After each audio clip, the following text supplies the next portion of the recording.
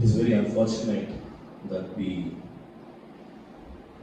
miss a celebration like Palm Sunday, because in very many churches there will be a lot of fight even to get the palms, and the sacristans only will understand the difficulty, and people will be busy doing a lot of decoration with the palm leaves. I'm sure that we miss all this due to this whole problem of coronavirus. But still we could make meaning out of this beautiful celebration. Palm Sunday, which is also called as Passion Sunday, it is a culmination of this whole Christ event. And we began the season of Lent with the reading of how Jesus Christ is baptized and is led to the desert. And as we have heard in one of our recollections, the desert experience is not to go and suffer out there, rather it is to be in ecstasy with the Father, enjoying His presence in much more deeper way. And now we see this whole culmination happening in the entry of Jesus to Jerusalem. And this is a very significant event, because Jesus already says 3 times that He has to go to Jerusalem. And in Luke 9:51 we read that He set His face towards Jerusalem, because Jerusalem is His destination. And even Jesus says a prophet cannot die in any other place than Jerusalem. So it is very interesting to see that it is not the Pharisees, scribes, and all these higher authorities have planned a trap and brought Jesus to Jerusalem. It is the other way around.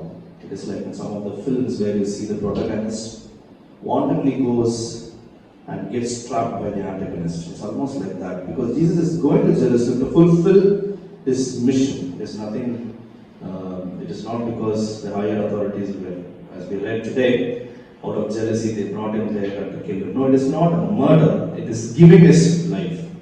And we see how beautifully He enters Jerusalem. Even there we see Jesus for the very first time rides on a donkey. A donkey symbolizes humility. It also symbolizes peace. This is the very first time in the Gospels we see Jesus riding on a donkey. All the other journeys He was on foot, and He enters Jerusalem. And of course we hear this beautiful singing of Hosanna. Hosanna, we know that the meaning of Hosanna is "Oh, save." And we know within few days' time this Hosanna is going to change into crucify. This is what normally happens in our lives as well. And the reality is, within a fraction of a second, we are able to change our perspectives and our ideology.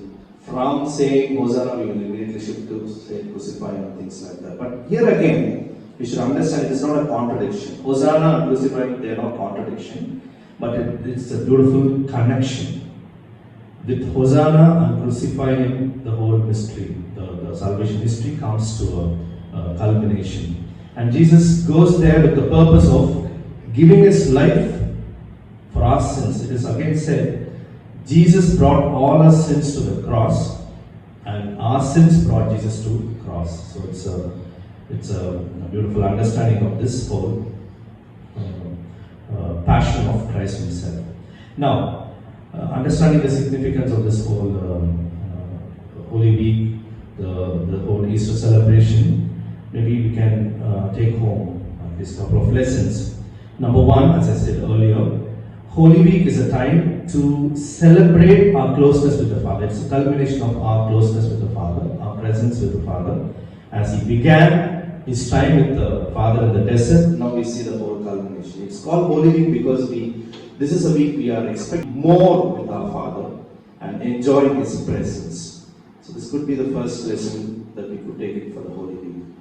And the lesson 2 would be very interesting again. We have read in the Gospel narrative how Jesus goes to pray in the Gethsemane, and when He comes back He sees disciples sleeping, and Jesus is telling the disciples, "Can't you be awake for at least 1 1 hour and pray with me. The whole decision of going to Jerusalem and to be killed there does not happen because, as I said, does not happen because of the plot of the Pharisees and scribes, but he has made a decision with the Father in the Garden of Gethsemane. Some negotiation happens over there. Jesus tries to convince the Father, but finally accepts, okay, I will do this as your will, and he makes a decision over there. But when he comes out, he sees the reality very different. His own disciples out there sitting and sleeping away. And it is again said, the only disciple who was not sleeping the whole night was Judas.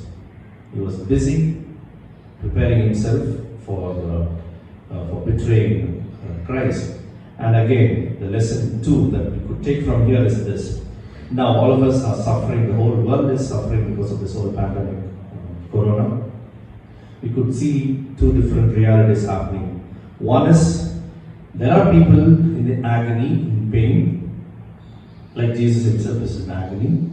And you see the disciples who are supposed to be with him, comforting him, accompanying him, sleeping away. And this whole pandemic could not make any meaning for some of us, that we might end up just sleeping away without moving an inch and trying to be with people who are suffering.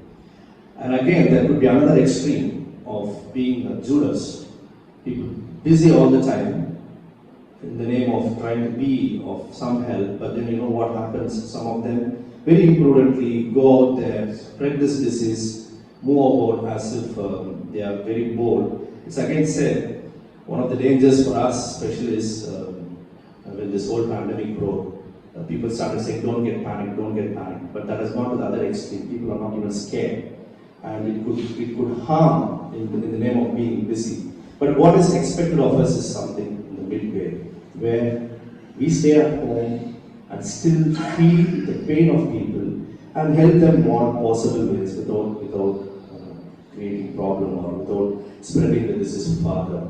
I think during this Holy Eucharist, let us pray in a very special way that we might become close to the Father during this Holy Week, while we also understand the pain of people who are in agony, praying for them and doing whatever good that we could do within our own limitations.